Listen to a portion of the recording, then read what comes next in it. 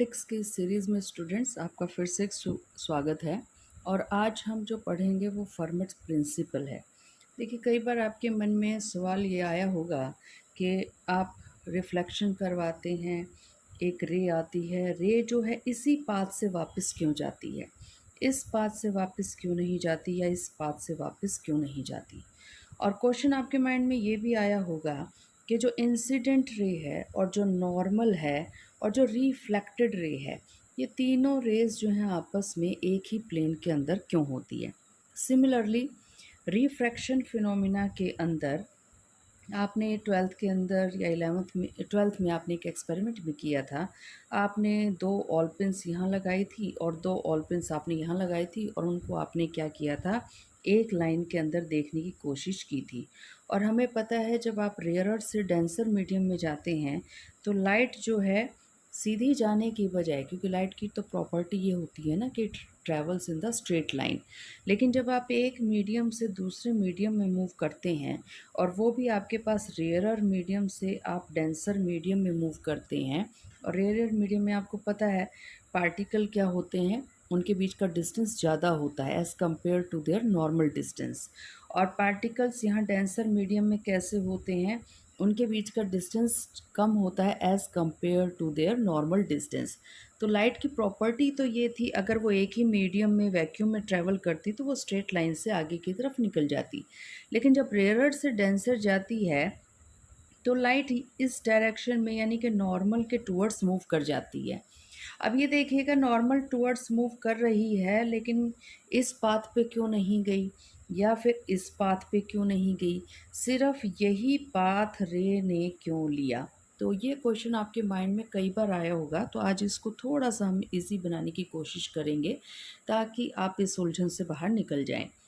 ये format principal के according हमारे पास रूल क्या है उसको हम थोड़ा सा बाद में देखेंगे। पहले तो हम ये देखेंगे कि ये जो लाइनें हमने दिखा दी और इनके ऊपर एरोज़ बना दी, तो हम ये कह देते हैं कि ये तो इंसिडेंट रे है, और ये कह देते हैं हम कि ये आपके पास रिफ्लेक्टेड रे है। तो ये रे क्या होती है, ऑलरेडी मैं आपको पहले के चैप्टर्स में इंट्रोडक्शन में एक्सप्लेन कर चुकी हूँ, लेकिन एक बार दोबारा फिर आज देख लेते हैं।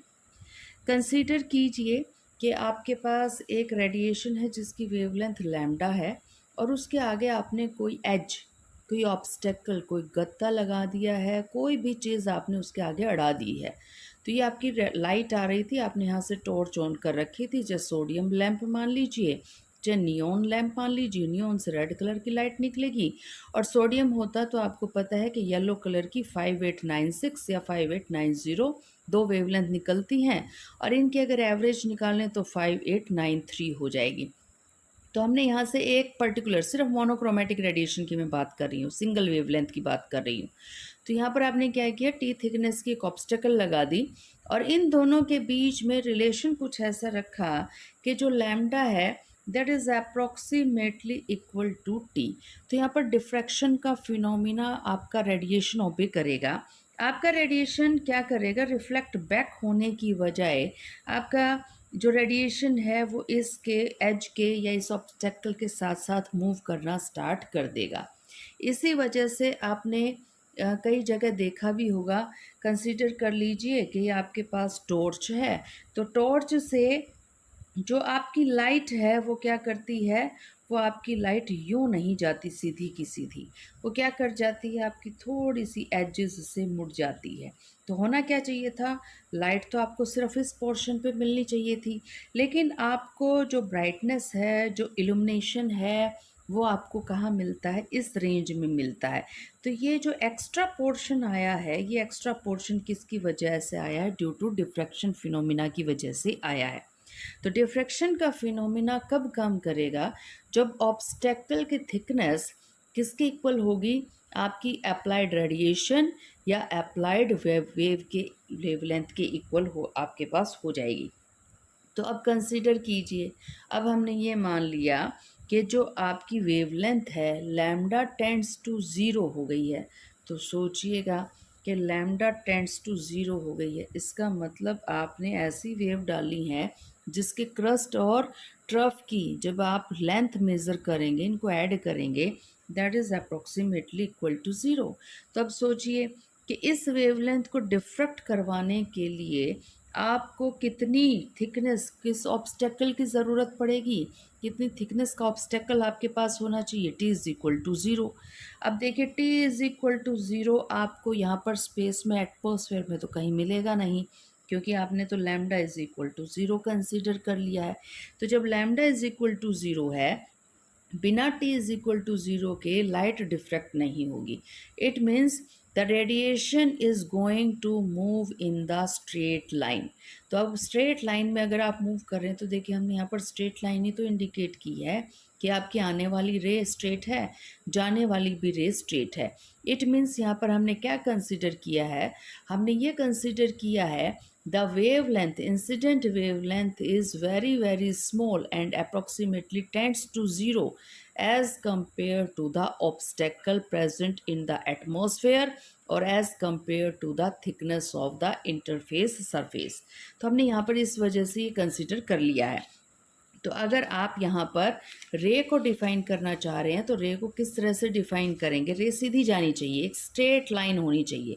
तो स्ट्रेट लाइन तो वो तभी होगी ना in the zero wavelength limit रखिएगा ज़ीरो वेवलेंथ। देखिए प्रैक्टिकली तो पॉसिबल है नहीं कि वेवलेंथ आपकी ज़ीरो हो जाए, तो आप अज्यूम ही तो कर सकते हैं। तो आप क्या कीजिएगा, ज़ीरो वेवलेंथ अज्यूम कीजिए, कोई भी डिफ्रैक्शन नहीं होगा, सीधी लाइन आपकी चली जाएगी। तो इनफाइनेटेसिमली थिन पेंसिबल, एक ऐसी पेंसिल कंसिडर करके सोचिएगा जिसकी जो थिकनेस है वो ज़ीरो के बराबर हो, बहुत स्मॉल थिकनेस हो। तो हमने क्या कंसिडर कर लिया कि जब lambda is tends to zero है तो लाइट जाएगी आपकी सीधी, और इस कंडीशन पर इसको आप क्या नाम दे देंगे, इसको आप नाम दे देंगे रे, ये आपकी रे कहलाएगी। तो अगर कंडीशन पूछ ली जाए ना कि रे कब आपके पास ऑब्टेन कर सकते हैं आप, तो आप ऑब्टेन कर सकते हैं रे को जब वेवलेंथ अप्रॉक्सीमेटली टेंड्स टू क्या हो जाए, ज़ीरो हो जाए, या वेवलेंथ की जो लिमिट है वो किसके अप्रॉक्सीमेट हो जाए, ज़ीरो के अप्रॉक्सीमेट हो जाए। तो अब ये देखिए जो हमारे पास वेव्स हैं उनकी जो वेवलेंथ है वो अप्रॉक्सीमेट 10⁻⁻5 सेंटीमीटर की है, और हमारे पास जो ऑब्स्टेकल्स हैं उनकी थिकनेस इससे बहुत ज़्यादा होती है। तो इसीलिए रेडिएशन को हम स्ट्रेट मूविंग कंसिडर कर लेते हैं, हम ये मान लेते हैं कि वो सीधे जा रहे हैं। तो इसी वजह से हम इनको क्या कंसिडर कर लेते हैं कि यहाँ पर क्या मूव कर रही हैं, रे मूव कर रही हैं। तो आप a ray defines the path of propagation of the energy in the limit of the wavelength going to zero. Since light has a wavelength of the order of 10 raised to power minus 5 centimeter, which is small compared to the dimensions of normal optical instruments like lenses, mirror and in many applications. तो इस वजह से हमने क्या consider कर लिया, आने वाले रेडिएशंस को हमने रे कंसिडर कर लिया, इस वजह से उनको हम स्ट्रेट लाइन से दिखा रहे हैं। तो ऐसी ऑप्टिक्स को क्या कहेंगे, ऑप्टिक्स आप जानते हैं स्टडी ऑफ लाइट, तो आप इसको नाम दे देंगे ज्योमेट्रिकल ऑप्टिक्स। ज्योमेट्रिकल ऑप्टिक्स में कंडीशन क्या रहेगी, ज्योमेट्रिकल ऑप्टिक्स में कंडीशन ये रहेगी कि जो आप मिरर कंसीडर कर रहे हैं या जो आप लेंसेज कंसीडर कर रहे हैं, इन मिरर्स की जो थिकनेस है या इन लेंसेज की जो थिकनेस है that is very very large as compare to the incident radiations on them. तो इस वजह से हम ये मान लेते हैं कि वो सीधी चली गई हैं या स्ट्रेट लाइन से उनको हम शो कर देते हैं, whether it is reflected ray और वेदर इट इज़ रिफ्रैक्टेड रे। तो ज्योमेट्रिकल ऑप्टिक्स में एक चीज़ ध्यान में रखिएगा कि जो लेंसेज की मिरर की थिकनेस है, यानी कि जो टी की वैल्यू है that is very very large as compare to the incident radiations wavelength.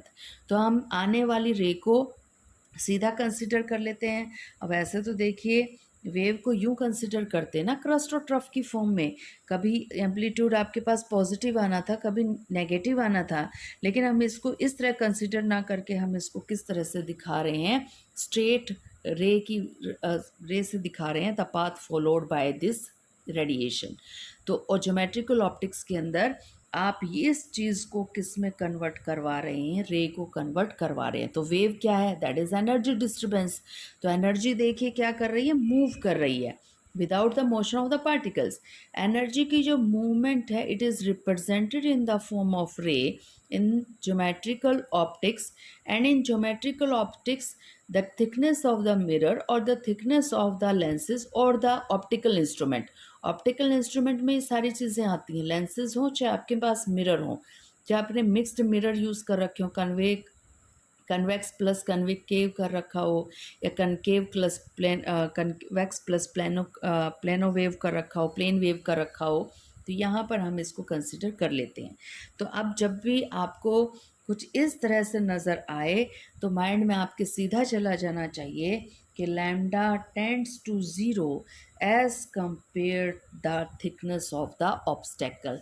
तो जहाँ पर भी आप वेव को सीधी रे से या सीधी लाइन से इंडिकेट कर रहे हैं ना, it means you are just representing और स्टडिंग द ज्योमेट्रिकल ऑप्टिक्स। आप ज्योमेट्रिकल ऑप्टिक्स को यहाँ पर स्टडी कर रहे हैं। तो अब हम बात करते हैं कि ये जो है आपके पास एंगल, अगर हम ये कह दें कि इंसिडेंट रे, आने वाली रे, और नॉर्मल के बीच में ये जो एंगल बन रहा है इसको हमने आई से इंडिकेट कर दिया, तो हमें पता रिफ्लेक्शन यही होगा ना, where I is equal to R, क्योंकि according to reflection law I should be equal to R, तभी आपके पास इसी एंगल के ऊपर आपके पास रिफ्लेक्शन होता है। तो ये आपकी जो रिफ्लेक्टेड रे है ये यहीं क्यों गई, ये यहाँ क्यों नहीं गई या यहाँ क्यों नहीं गई। और दूसरा क्वेश्चन क्या है, दूसरा क्वेश्चन ये है कि जो आई है और जो आपका नॉर्मल है, जो आपके पास आर है, ये सारे के सारी तीनों की तीनों जो लाइंस हैं वो एक ही प्लेन में क्यों लाई करती है। अब एक प्लेन का मतलब समझ लीजिएगा क्या होता है। अगर मैं आपको कंसीडर करूं कि ये आपके पास एक 3 डायमेंशनल फिगर है तो आप मान जाएंगे 3 डायमेंशनल फिगर है। हम ये मान लें ये एक्स एक्सिस है, ये वाई एक्सिस है, तो मुझे पता है कि ये जो हिस्सा है, ये जो बेस है आपके क्यूब का, ये कौन सा प्लेन है आपके पास, एक्स वाई प्लेन है। तो मेरा कहने का मतलब ये है कि अगर इंसिडेंट रे इसी में आ रही है तो नॉर्मल भी यहीं बनेगा और आपका जो रिफ्लेक्टेड रे है वो भी यहीं आएगा। तो ये सारे के सारे यहीं क्यों आ रही, ऐसा क्यों नहीं हो रहा कि आई आए तो यहाँ पर और नॉर्मल यहाँ बन जाए। नॉर्मल यहाँ बन जाने का मतलब क्या है कि नॉर्मल बन जाए आपका किस प्लेन के अंदर, जेड एक्स प्लेन के अंदर, और रिफ्लेक्टेड लाइट आपकी यहाँ बन जाए। यहाँ बन जाने का क्या मतलब है, वाई जेड प्लेन के अंदर क्यों नहीं हो रहा। तो इस सारी दुविधा को मिटाने के लिए आपके पास बड़ा सिंपल सा तरीका है, that is known as your Fermat principle. Fermat principle क्या कहता है कि लाइट या जो रेडिएशन है वो शॉर्टेस्ट पाथ लेंगी, और शॉर्टेस्ट पाथ तभी होता है जब लाइट इस डायरेक्शन से आए। ये तो चलिए डाल दिया हमने, अब जाना इसको ऐसे है कि उसको शॉर्टेस्ट पाथ, स्मॉलेस्ट पाथ या स्मॉलेस्ट टाइम जो है कवर करना है।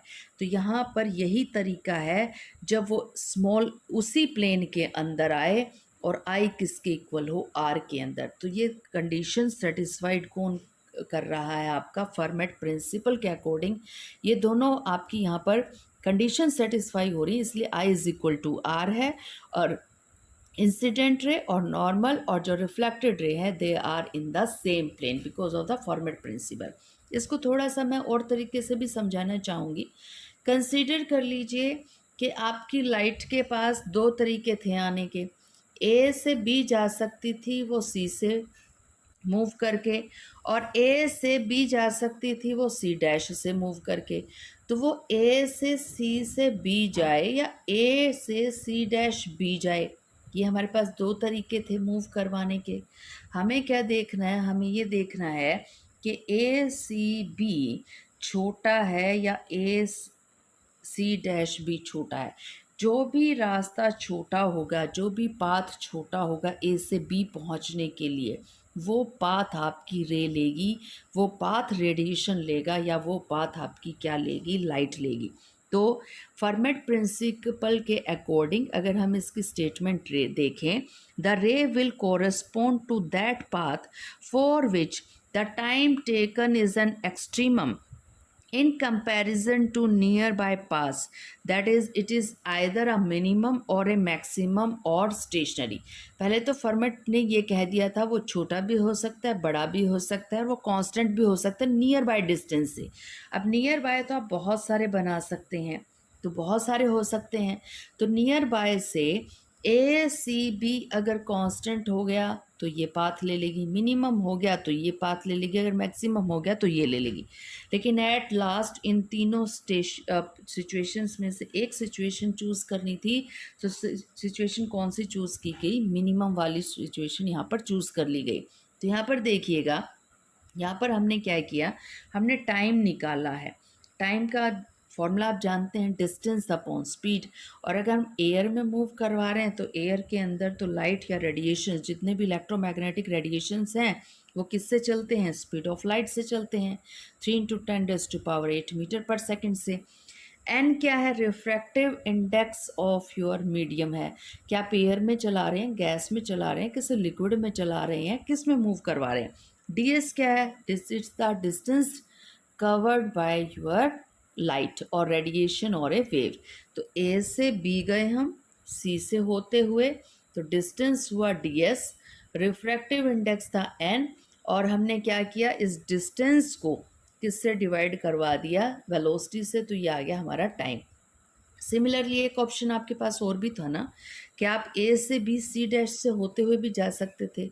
तो अब की बार आपके पास क्या हुआ? सी रहा आपके पास वेलोसिटी, एन आपके पास वही मीडियम है सेम, तो रिफ्रैक्टिव इंडेक्स उस मीडियम में एन था, यहाँ पर भी एन है, सिर्फ आपने पाथ ही तो चेंज किया ना, मीडियम थोड़ी चेंज किया है। डिस्टेंस कितना रखा? डी एस रखा। तो टाइम आपके पास अब की बार क्या हो रहा है? चेंज, क्योंकि अब की बार आपने ये इंटीग्रेशन की लिमिट्स जो हैं, ए से बी तो गए लेकिन सी डैश से होते, तो पाथ आपने चेंज कर दिया। तो अब यहाँ देखिए, यहाँ कैसे डिफाइन करेंगे हम? यहाँ हम कहेंगे if tau is less than tau dash, और ये कहिए टाइम जो है उसको हम टो से रिप्रेजेंट कर रहे हैं यहाँ पर। अगर ये टाइम स्मॉल है तो यहीं से जाएगा आपका radiation. This is your Fermat principle. Tau will be either less than, greater than or equal to tau dash for all the nearby paths like A, C dash B। लेकिन अब हम last में क्या कर देंगे? हम ये डिफाइन कर देंगे कि आपका पाथ सिर्फ कौन है? ए से बी जाने में सी से के थ्रू ही जाना पड़ेगा, तभी आपका मिनिमम पाथ यहाँ पर दोनों चीज़ों से डिस्कस कर सकते हैं आप। या तो ये कह दिए ए से बी जाने में टाइम कम लग रहा है, या फिर आप ये कह दीजिए ए से बी जाने में आपकी वेव को, आपकी रे को डिस्टेंस कम मूव करना पड़ रहा है। तो जो दोनों में से कोई भी कंडीशन आपकी फुलफ़िल हो रही है तो वो रेडिएशन जो है वही वाला पाथ ओबे करेगा जिसमें टाइम कम लग रहा है, या फिर ये कहिए जिसमें डिस्टेंस कम लग रहा है। हम ये दोनों बात क्यों कह रहे हैं कि या तो कहिए टाइम कम लग रहा है या कहिए डिस्टेंस कम लग रहा है? सोच के देखिएगा। टाइम का फॉर्मूला क्या है आपके पास? डिस्टेंस डिवाइडेड बाय स्पीड, और हमें पता है एयर के अंदर इलेक्ट्रोमैग्नेटिक की या जो भी लाइट वेव्स हैं, जो भी रेडिएशन है, उनकी स्पीड कितनी है? सी। सी तो कांस्टेंट है ना। तो सी अगर कांस्टेंट है और टो को या टाइम को मिनिमम आपने करवाना है तो क्या होना चाहिए? डिस्टेंस क्या होना चाहिए? मिनिमम होना चाहिए। तो लाइट वही पाथ फॉलो करेगी जिसके लिए डिस्टेंस मिनिमम हो, या कहिए जिसके लिए टाइम क्या हो जाए? मिनिमम। सोच के देखिए, क्वांटिटी है एक्स, वो मिनिमम है, और आप उसको कह रहे हैं डिफ्रेंशिएट करवाना है। अगर हमने उसको डिफ्रेंशिएट करवा दिया तो वो मिनिमम है, इसका मतलब क्या है? वो एक कम से कम चीज़ पर आकर रुक गई है, तो चेंज कितना होगा उसके अंदर? ज़ीरो का। तो यहाँ पर हम भी यही कह रहे हैं, ये क्वांटिटी ओवरऑल हमारे पास क्या थी? ये क्वांटिटी हमारे पास थी टाइम, तो ये टाइम होना चाहिए आपका मिनिमम। टाइम मिनिमम है तो इसका मतलब क्या है कि इसका जो चेंज है वो किसके इक्वल हो जाएगा? आपका ज़ीरो के इक्वल। तो जब मैक्सिमम क्वांटिटी का चेंज करवाएं आप, वो भी ज़ीरो के इक्वल होगा। जब मिनिमम क्वांटिटी का चेंज करवाएं वो भी किसके इक्वल होगा? ज़ीरो के इक्वल होगा। तो हमारे पास दो तरह के मीडियम होते हैं, एक होता है होमोजेनियस मीडियम और एक होता है non homogeneous medium. Homogeneous medium की खासियत ये है कि पार्टिकल्स के बीच का जो सेपरेशन है वो क्या होगा, कांस्टेंट होगा। या फिर आप ये भी कह सकते हैं पार्टिकल डेंसिटी आपके पास क्या होगी, सेम होगी हर जगह पर। अगर आप यहाँ पर पार्टिकल डेंसिटी रो कह रहे हैं तो यहाँ पर भी पार्टिकल डेंसिटी आपके पास क्या होगी, रो होगी। यानी कि 1 सेंटीमीटर क्यूब के अंदर अगर पार्टिकल्स का नंबर अगर आप यहाँ देखेंगे तो अगर 10 है तो यहाँ पर भी क्या होगा, 10 होगा। तो equal distribution of particle in volume हो तो वो होमोजीनियस मीडियम आपके पास कहलाता है। होमोजीनियस मीडियम के अंदर आपका जो रिफ्रैक्टिव इंडेक्स है, यानी कि जो डेंसिटी है पार्टिकल्स की वो सेम है, तो रिफ्रैक्टिव इंडेक्स क्या होगा, कांस्टेंट होगा। इसका मतलब यहाँ पर अगर मैं कहूँ कि इस मटेरियल का रिफ्रैक्टिव इंडेक्स म्यू है तो यहाँ पर भी तो रिफ्रैक्टिव इंडेक्स कितना होगा, म्यू होगा। तो होमोजीनियस मीडियम की खासियत क्या है, particles per unit volume constant होंगे, या फिर आप ये भी कह सकते हैं वो मीडियम होमोजीनियस होगा जिसका रिफ्रैक्टिव इंडेक्स क्या है, कांस्टेंट है। और रिफ्रैक्टिव इंडेक्स को आप कैसे रिप्रेजेंट करते हैं, म्यू से। और आप कह देते हैं कि आपका जो म्यू है वो c डिवाइडेड बाय क्या है, v।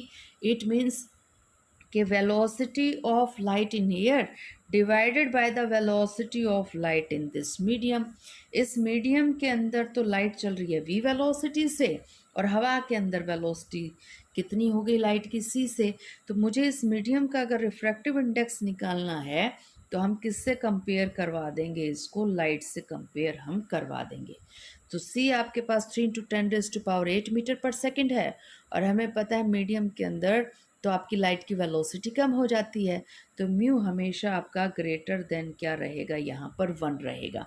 तो वैक्यूम में 1 लेकर चलते हैं क्योंकि वैक्यूम के अंदर तो ये v की वैल्यू भी आपकी कितनी हो जाएगी, c हो जाएगी। तो मीडियम आपने क्या ले लिया, वैक्यूम ही ले लिया, तो c डिवाइडेड बाय c कितना हो जाएगा, आपका 1 हो जाएगा। तो अगर आपसे कोई ये पूछे कि आपका होमोजीनियस मीडियम है और उसमें आपने रे मूव करवानी है तो ये बताइए वो कैसे जाएगी। अगर वो आपके पास होमोजीनियस है, आपका number of particle per unit volume change हो ही नहीं रहा, रिफ्रैक्टिव इंडेक्स चेंज नहीं हो रहा, तो फर्मेट प्रिंसिपल क्या कहता है कि रे को क्या करना चाहिए, स्मॉलेस्ट पाथ कवर करना चाहिए। स्मॉलेस्ट पाथ कवर तभी करेगी जब वो सीधी जाएगी। तो आप कह सकते हैं होमोजीनियस मीडियम के लिए रिफ्रैक्टिव इंडेक्स होता है constant, the rays will be straight lines because a straight line will correspond to a minimum value of the optical path connected to points in the medium। क्या meaning हुआ, meaning ये हुआ अगर आपके पास कोई भी होमोजीनियस मीडियम है जिसमें पार्टिकल का डिस्ट्रीब्यूशन एक जैसा है, तो पार्ट एक पॉइंट से ए से अगर आपने रे डाली तो वो सीधी चली जाएगी बी पॉइंट के पास, ना तो वो ये वाला रास्ता लेगी ना वो ये वाला रास्ता लेगी, क्योंकि इन दोनों पाथ से को अगर वो लेगी तो क्या हो जाएगा, फर्मेट प्रिंसिपल वॉयलेट हो जाएगा। हमें क्या करवाना है, ए से बी जल्दी से जल्दी पहुंचाना है शॉर्टेस्ट डिस्टेंस में। तो शॉर्टेस्ट डिस्टेंस तो ए और बी का सीधा वाला पाथ हुआ ना, स्ट्रेट पाथ हुआ। तो इस वजह से होमोजीनियस मीडियम के अंदर रे कैसी चलती है, आपकी सीधी चलती है, स्ट्रेट लाइन चलती है। Why, because to obey the Fermat's principle।